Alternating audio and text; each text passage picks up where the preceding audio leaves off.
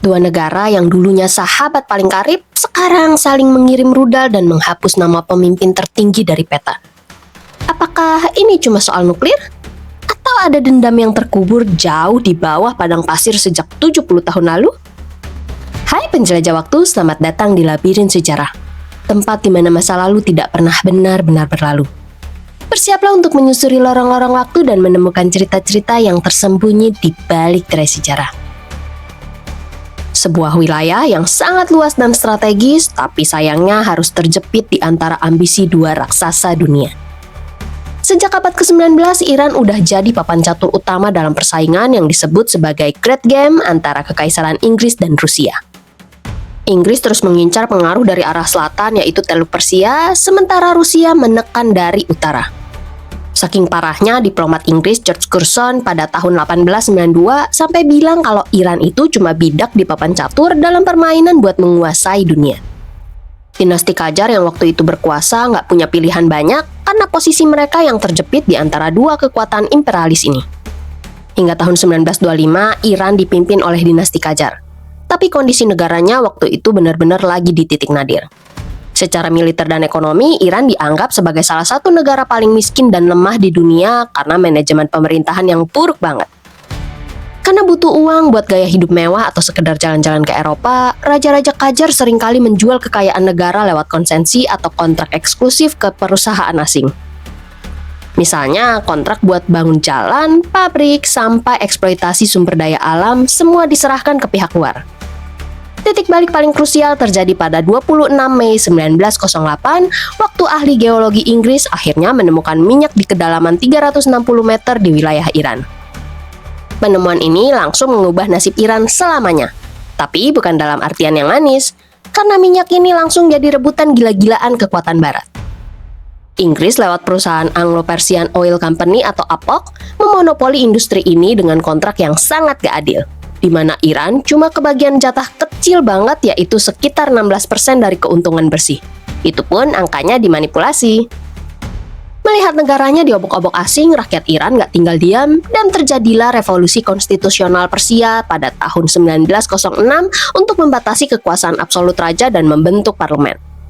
Namun gerakan demokrasi ini malah diganggu oleh Inggris dan Rusia yang takut kepentingan mereka terancam.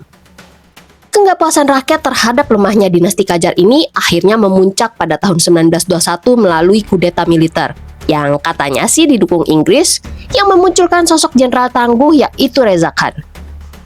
Pada tahun 1925, parlemen akhirnya resmi memecat Ahmad Shah yaitu raja terakhir Qajar dan mengangkat Reza Khan sebagai syah baru yang memulai dinasti Pahlavi.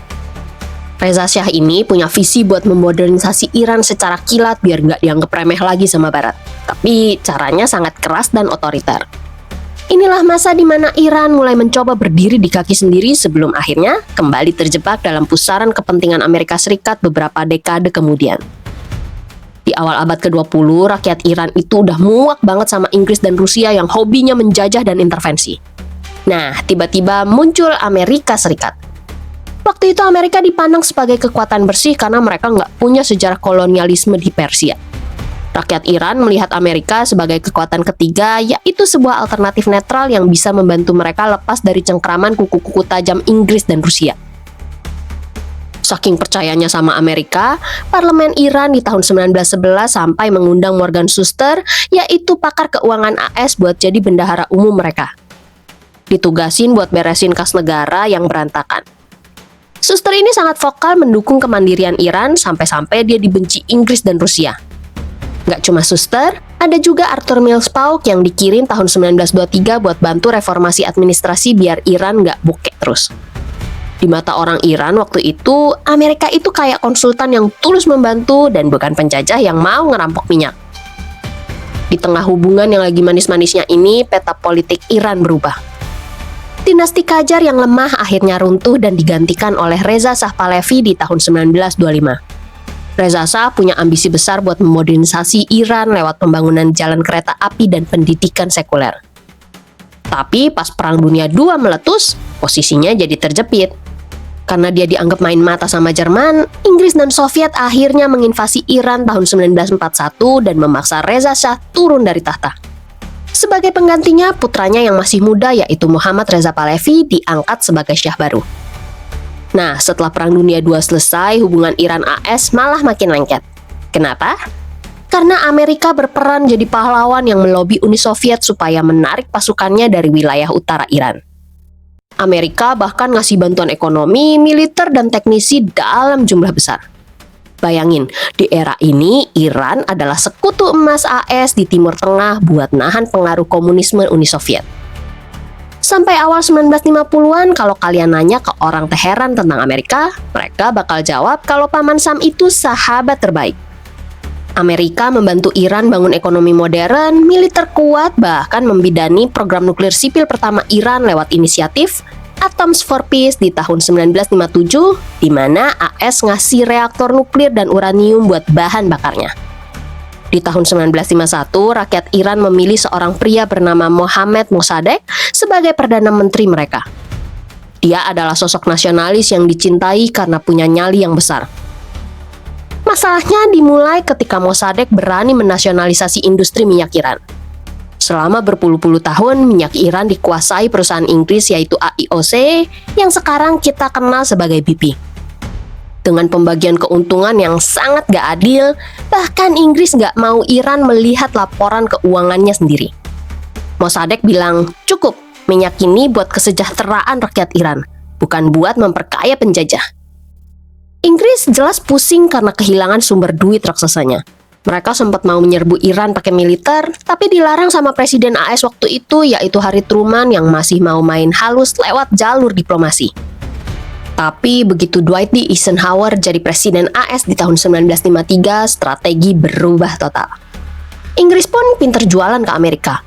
Di tengah panasnya Perang Dingin, mereka meyakinkan AS kalau Mossadegh itu berbahaya dan bisa bikin Iran jatuh ke pelukan Uni Soviet alias komunis. Akhirnya, Amerika setuju buat bikin operasi rahasia paling terkenal dalam sejarah CIA, yaitu Operation Ajax yang kode resminya adalah TP Ajax. Pemimpin operasinya adalah Kermit Roosevelt Jr., yaitu cucu Presiden Theodore Roosevelt. Pakai cara kotor, CIA menyuap preman, membayar demonstran palsu buat bikin rusuh, sampai menyebar propaganda hitam di media buat ngejekin Mossadegh. Mereka bahkan mengebom rumah pemuka agama sambil pura-pura jadi orang komunis biar rakyat saling curiga.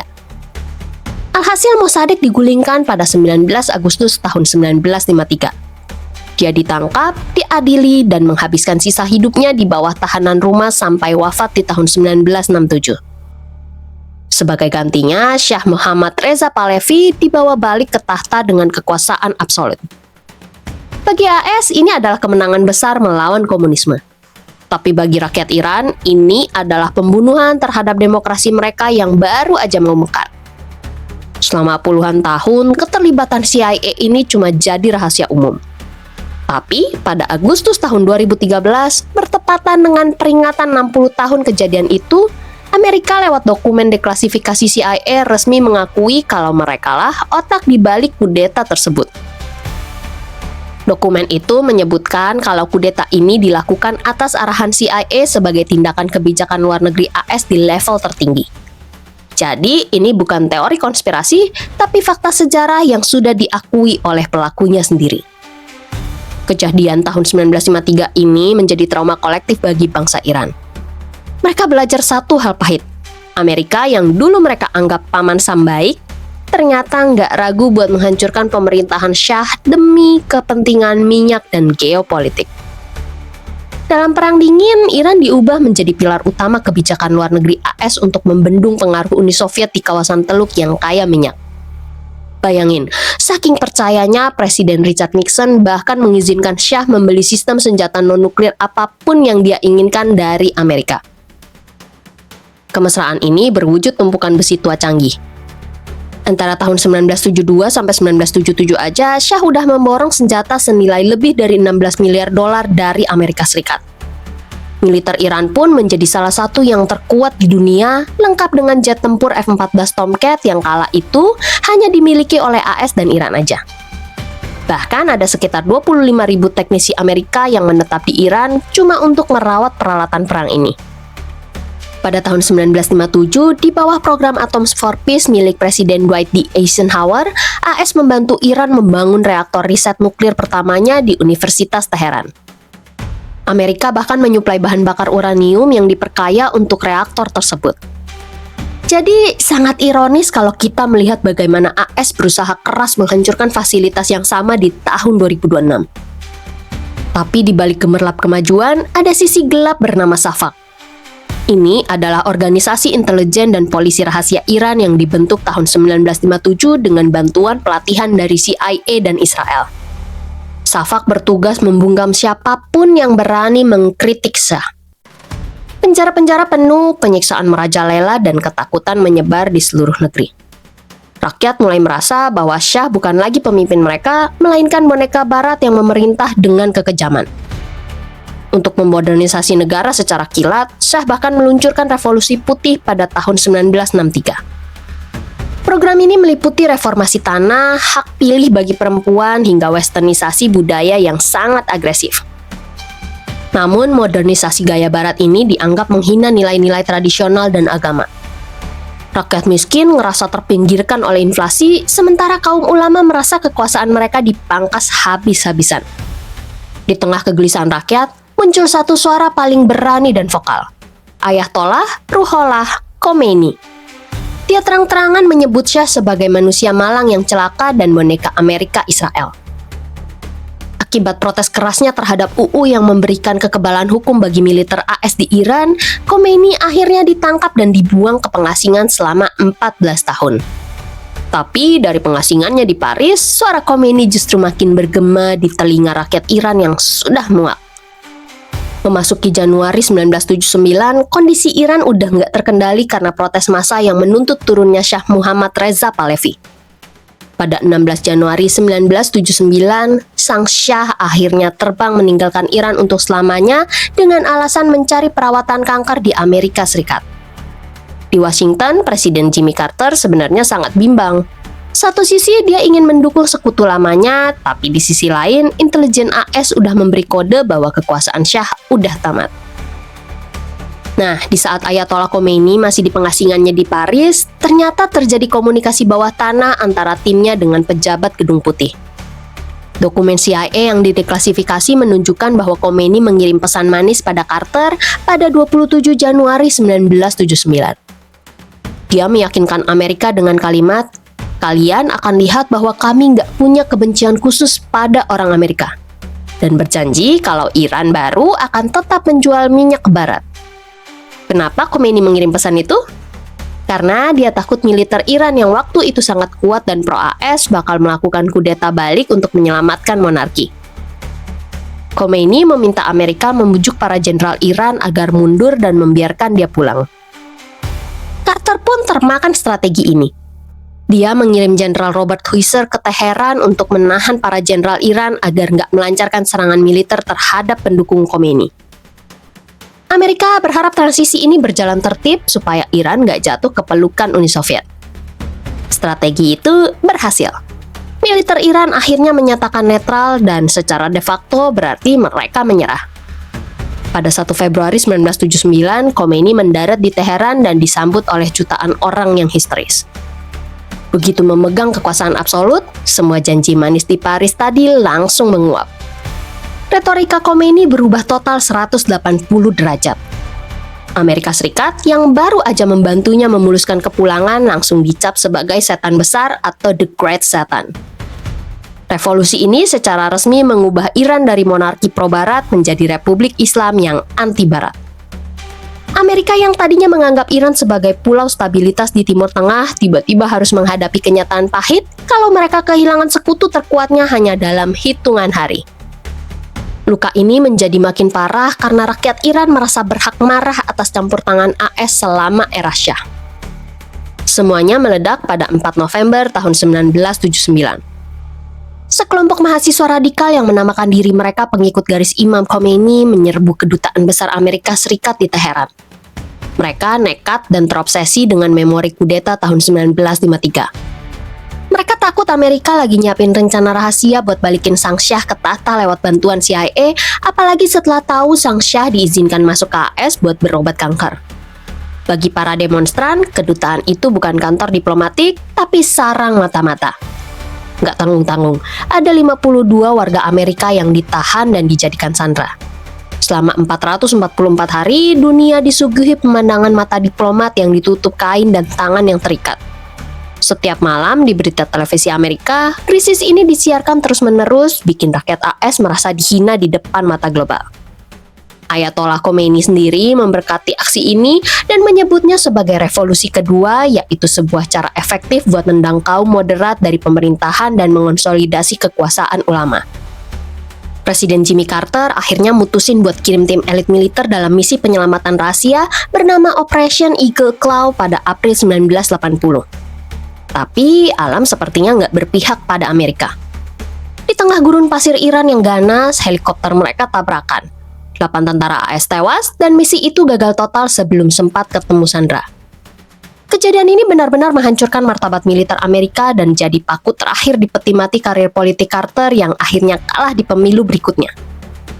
Gara-gara drama sandera ini, Amerika Serikat resmi memutus hubungan diplomatik dengan Iran pada 7 April 1980. Sejak saat itu sampai detik ini di tahun 2026, kedua negara ini nggak punya hubungan resmi sama sekali. Kalau mereka mau ngomong, mereka harus lewat perantara, yaitu Pakistan buat urusan Iran di AS dan Swiss buat urusan AS di Iran. Sandera-sandera itu akhirnya dibebaskan pada 20 Januari 1981, tepat beberapa menit setelah Ronald Reagan dilantik sebagai presiden. Amerika mungkin dapat orang-orangnya kembali, tapi mereka kehilangan sekutu terkuatnya di Timur Tengah selamanya. Sejak saat itu, label setan besar dari Iran dan negara sponsor teroris dari Amerika jadi menu harian hubungan mereka.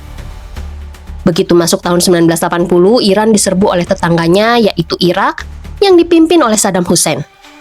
Amerika Serikat yang saat itu ketakutan kalau revolusi Iran bakal menyebar ke seluruh Timur Tengah, khususnya ke Arab Saudi yang kaya minyak, akhirnya memutuskan buat mendukung Irak.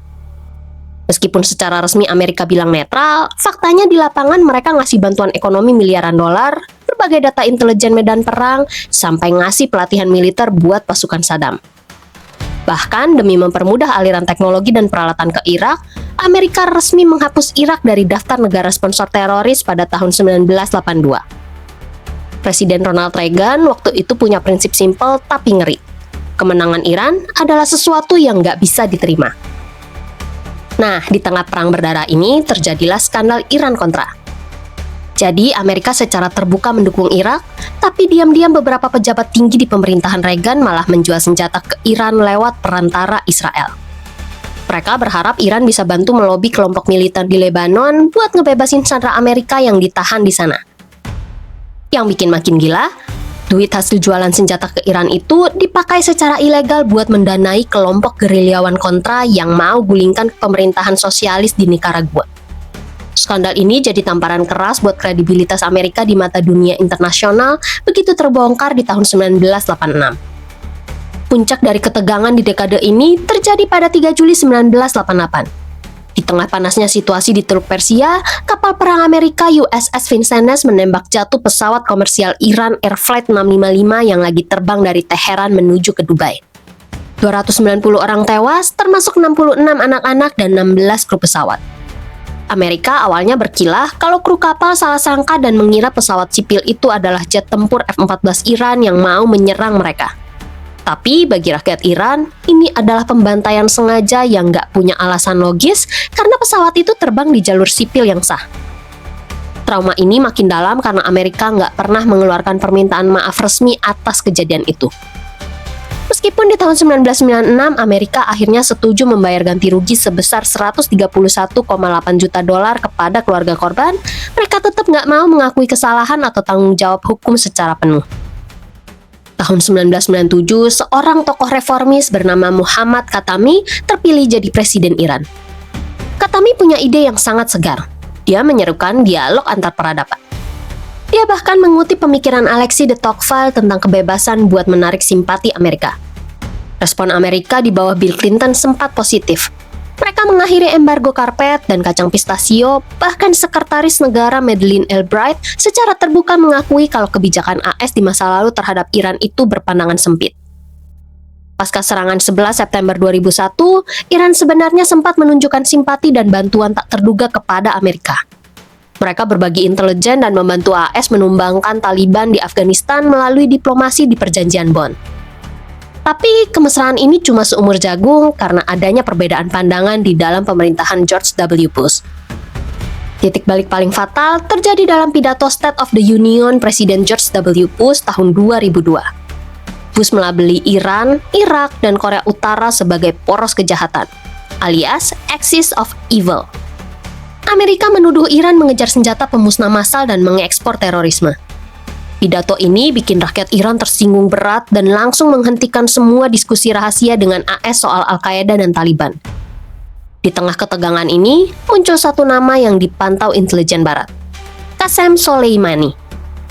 Menjabat sebagai kepala pasukan Quds sejak tahun 1997, dia adalah arsitek utama yang membangun pengaruh Iran di seluruh Timur Tengah. Lewat jaringan milisi Syiah di Irak, Suriah, Lebanon atau Hezbollah, hingga Yaman atau Houthi, Soleimani berhasil memproyeksikan kekuatan Iran tanpa harus perang secara langsung. Dia dianggap sebagai dalang strategi yang menjaga rezim Bashar al-Assad di Suriah tetap berdiri. Selama bertahun-tahun, AS dan Iran terlibat dalam perang bayangan melalui proksi, serangan cyber seperti Stuxnet, dan sabotase. Namun, pada 3 Januari 2020, Presiden Donald Trump memerintahkan serangan drone di Bandara Baghdad yang menewaskan Qasem Soleimani. Trump berdalih ini adalah langkah pencegahan karena menduga Iran punya rencana besar untuk menyerang aset AS. Kematian Soleimani bikin Iran murka. Untuk pertama kalinya sejak tahun 1979, Iran membalas dengan meluncurkan rudal balistik secara langsung dari tanah mereka ke dua pangkalan militer AS di Irak. Meskipun nggak ada tentara AS yang tewas dalam serangan itu, momen ini menunjukkan bahwa kedua negara sudah nggak lagi bersembunyi di balik proksi.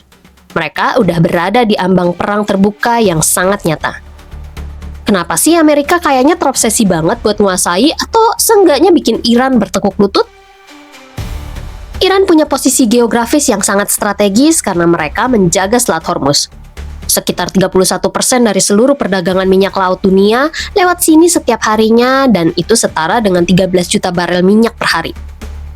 Amerika nggak mau negara yang sangat anti barat punya dampak bagi ekonomi global. Kalau Iran menutup selat ini, harga minyak dunia bisa meroket ekstrim melewati 100 US dollar per barel, inflasi bakal menggila dan ekonomi dunia termasuk Indonesia bisa langsung guncang. Inilah alasan kenapa AS selalu siaga dengan kapal induk di kawasan ini. Mereka butuh akses energi yang lancar tanpa gangguan. Bagi Amerika, menjaga keamanan Israel bukan cuma soal diplomasi, tapi udah jadi garis merah yang sakral. Iran adalah satu-satunya kekuatan besar di kawasan yang secara terang-terangan menolak keberadaan Israel dan mendukung kelompok proksi seperti Hizbullah di Lebanon dan Hamas di Gaza. Selama Iran masih punya pengaruh kuat dan teknologi rudal yang canggih, Israel dan Arab Saudi, dua sekutu emas Amerika, nggak akan pernah merasa tenang.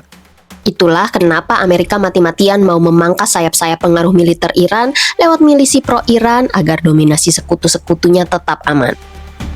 Iran dengan sejarah kekaisaran Persianya yang megah, sumber daya alam yang melimpah, dan populasi yang terdidik dianggap punya potensi paling besar buat jadi bos di sana. Amerika nggak mau ada satupun negara di Timur Tengah yang cukup kuat untuk bilang enggak ke kebijakan Washington. Sejak Shah Iran jatuh tahun 1979, Amerika ngerasa kehilangan pilar keamanannya dan mereka berusaha keras untuk memastikan Iran nggak tumbuh jadi raksasa yang bisa menendang pengaruh Amerika keluar dari wilayah tersebut. Jadi kontrol terhadap Iran bukan cuma soal nuklir yang menakutkan, tapi soal stabilitas harga bensin di meja makan kita, keamanan sahabat dekat Amerika, dan upaya Paman Sam buat tetap jadi pemain nomor 1 di papan catur dunia. Memasuki awal 2026, Iran beneran lagi di titik nadir. Nilai mata uang rial hancur total, harga-harga melambung, dan rakyat mulai turun ke jalan di lebih dari 100 kota. Ini bukan cuma protes biasa, sobat. Ini adalah gelombang demonstrasi terbesar sejak revolusi 1979. Rakyat Iran yang putus asa bahkan terang-terangan meneriakan nama Reza Pahlavi, yaitu putra mahkota di pengasingan, sebagai simbol pergantian rezim. Di Washington, Presiden Donald Trump yang kembali berkuasa gak mau buang waktu. Setelah serangkaian perundingan nuklir yang buntu di awal Februari 2026, Trump mengeluarkan gerakan terakhir yaitu ultimatum 10 hari. Iran harus setuju buat hapus total pengayaan uraniumnya atau AS bakal menyerang secara militer. AS mengerahkan armada cantik istilah Trump ke Teluk Persia, termasuk 2 kelompok tempur kapal induk, yaitu USS Abraham Lincoln dan USS Gerald R. Ford. Ini adalah pengerahan aset udara dan laut terbesar sejak invasi Irak tahun 2003. Tanggal 28 Februari 2026 akhirnya menjadi hari yang mengubah wajah Timur Tengah selamanya. AS dan Israel meluncurkan operasi militer gabungan berskala besar. AS menyebutnya Operation Epic Fury, sementara Israel memberinya kode Roaring Lion. Sekitar 200 jet tempur menggempur lebih dari 500 target di seantero Iran, mulai dari fasilitas rudal, pangkalan laut, hingga pusat komando. Dalam serangan udara yang sangat presisi di Teheran, pemimpin tertinggi Iran yaitu Ayatollah Ali Khamenei gugur. Nggak cuma beliau, beberapa pejabat tinggi lain seperti Menteri Pertahanan Aziz Nasirzadeh dan petinggi IRGC juga dilaporkan tewas dalam gempuran dahsyat ini. Untuk pertama kalinya sejak 1979, jantung kekuasaan teokrasi Iran beneran berhenti berdetak. Meskipun kehilangan pemimpin tertingginya, militer Iran, terutama IRGC, nggak tinggal diam. Mereka langsung membalas dengan meluncurkan rudal balistik dan drone ke pangkalan-pangkalan militer AS di Bahrain, Qatar, UAE, dan Kuwait, serta Yordania. Iran juga menyerang target-target di Israel dan beberapa kota di Arab Saudi. Satu langkah paling drastis Iran saat ini adalah ancaman penutupan Selat Hormuz bagi semua pelayaran internasional. Jalur yang melayani 31% perdagangan minyak dunia ini sekarang jadi zona perang. Analis bilang kalau selat ini beneran terkunci lama, harga minyak dunia bakal meroket melewati 100 US dollar per barel. Mungkin kalian mikir, itu kan jauh di sana. Tapi faktanya efeknya udah sampai ke Indonesia. Mantan Wapres Yusuf Kala juga sudah mewanti-wanti kalau pasokan minyak dari Timur Tengah bakal terhenti, yang artinya kelangkaan BBM dan lonjakan harga pangan di pasar lokal. Rupiah juga dilaporkan mulai goyang karena ketidakpastian global ini. Iran saat ini berada dalam kondisi krisis eksistensial. Tanpa pemimpin tertinggi, dengan ekonomi yang hancur, dan serangan militer yang terus berlangsung, Iran sedang berada di persimpangan jalan antara runtuhnya rezim total atau perang regional yang berkepanjangan. Sampai Maret 2026, krisis ini masih berlangsung. Kapal induk USS Abraham Lincoln bersiaga sementara dunia menahan nafas. Sejarah mengajarkan kita bahwa ego 2 negara besar bisa merambat hingga ke meja makan kita di Indonesia lewat kenaikan harga minyak dan pangan. Jadi menurut kalian, apakah perdamaian itu mungkin? Atau memang nggak punya jalan keluar? Tulis di kolom komentar ya. Kalau kamu suka bahasan seru kayak gini, jangan lupa like, subscribe, dan nyalain loncengnya biar nggak ketinggalan episode-episode menarik dari Labirin Sejarah. Sampai di ujung labirin kali ini. Tapi jangan khawatir, masih banyak lorong waktu yang menunggu untuk kita jelajahi bersama. Sampai jumpa di petualangan berikutnya penjelajah waktu.